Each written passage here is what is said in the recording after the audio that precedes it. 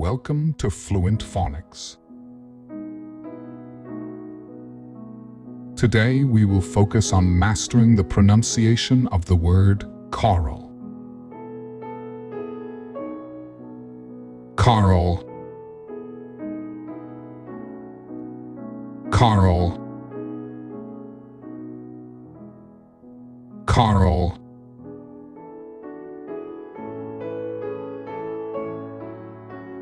Here's an example of how one might use it in a sentence. She secluded herself in the library, Carrel, to study for her exam.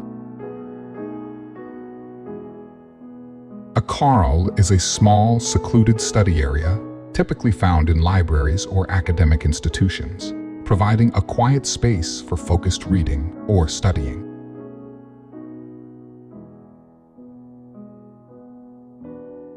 Thank you for your time.